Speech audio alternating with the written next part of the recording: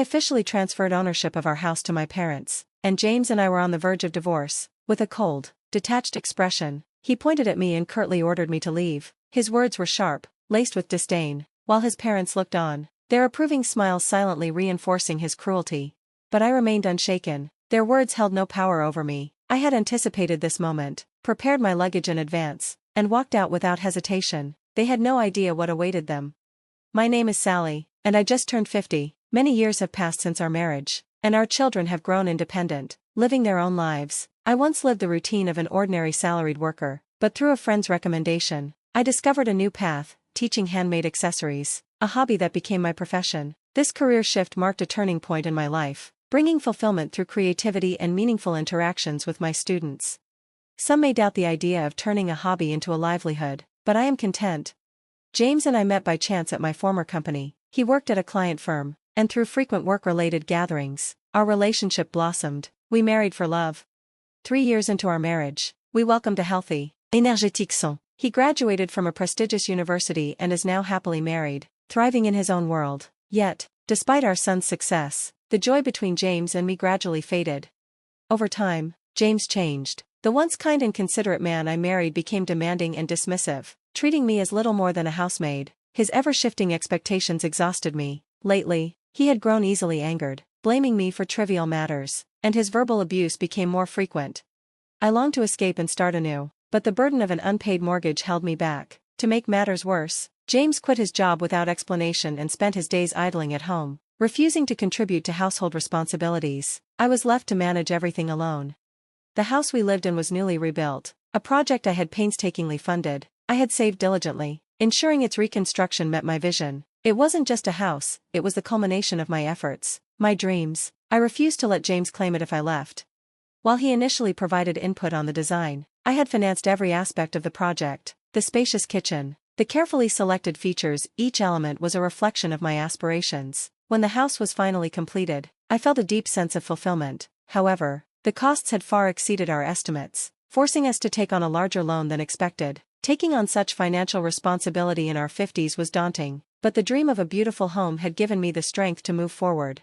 James, however, sulked. His opinions had not been fully incorporated into the design, and he saw the project as an unnecessary expense, a waste of money. Frustrated and resentful, he stopped speaking to me and resorted to petty, childish behaviors, scattering trash, leaving things in disarray, doing whatever he could to provoke me. Each day, I found myself wondering when this life would finally come to an end. A few months after moving in, the doorbell rang unexpectedly. We weren't expecting visitors. Curious, I made my way to the front door, unaware that this moment would change everything. James surprisingly got up and headed toward the entrance before I could even move, almost as if he knew who was coming. After a short while, cheerful voices and laughter filled the air from the door. When it finally creaked open to reveal the visitors, I was met with the faces of my unexpected in-laws, Harold and Alice. To be honest, I always felt an undercurrent of tension around them. When we first announced our marriage, they barely hid their disdain for me. They criticized my lower social standing, kept their distance, and maintained an awkwardness that lingered even on our wedding day. Their interference didn't stop after the ceremony, and every interaction with them felt like walking on eggshells, wondering how best to navigate their subtle judgments.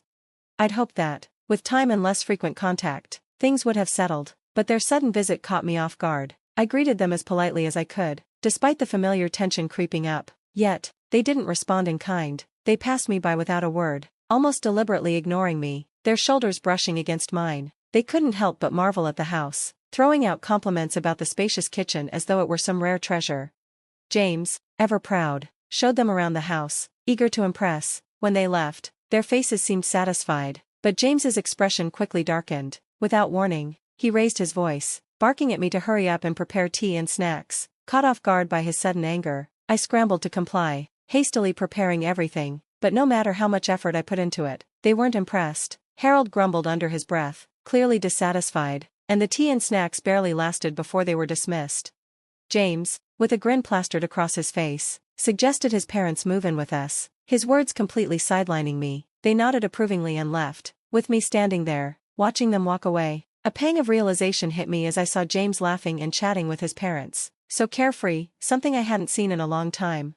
Their visits became a regular occurrence after that, initially a few times a month, but soon it was several times a week, and eventually, nearly every day. Their constant presence was overwhelming, and yet, their criticisms of me never wavered. James, too, seemed to only get harsher, blaming me for every issue that came our way, including the strain on our son. His words stung as he accused me of not listening, of somehow causing harm to our family. I tried to keep my composure, unable to express the frustration that simmered inside me. All I could do was apologize, though it didn't seem to make any difference.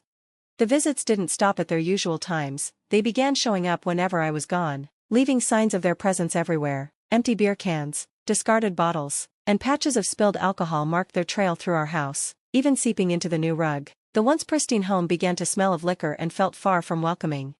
James, meanwhile, seemed to forget his role in maintaining the household. His gambling habits only added to the chaos, with betting slips constantly appearing, and the financial strain it caused was unbearable. I tried to talk to him about it, tried to make him understand how deep the consequences ran, but my words felt like they were falling on deaf ears. The losses were devastating, especially when the money he gambled away came from my hard work.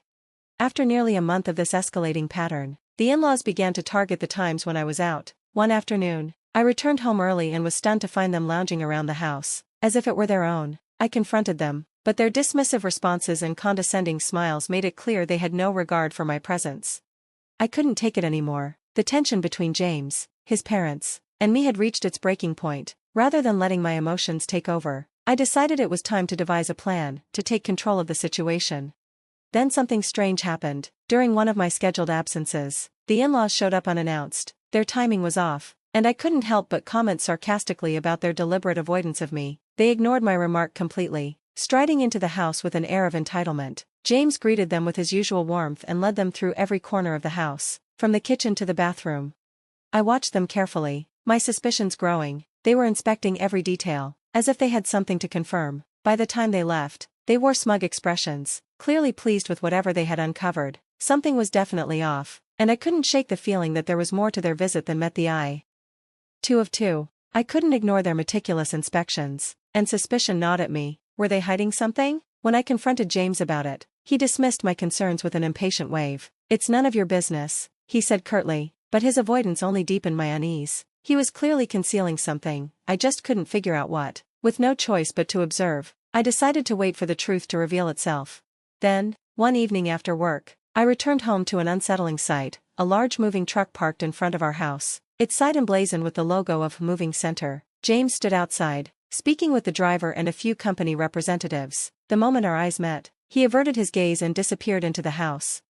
Before I could process what was happening, my in-laws arrived, greeting me casually, as if their presence was nothing out of the ordinary. James welcomed them with open arms, leading them inside. A strange tension hung in the air. As I stepped in, my stomach twisted at what I saw: the furniture, the decor, the little touches that made this house my home, all gone. In their place stood my in-laws' old, outdated belongings, arranged as if they had been living there for years.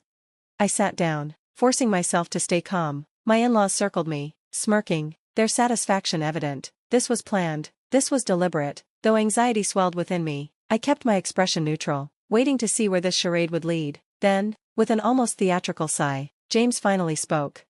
"I sold the house," he admitted, his voice void of remorse, "to my parents."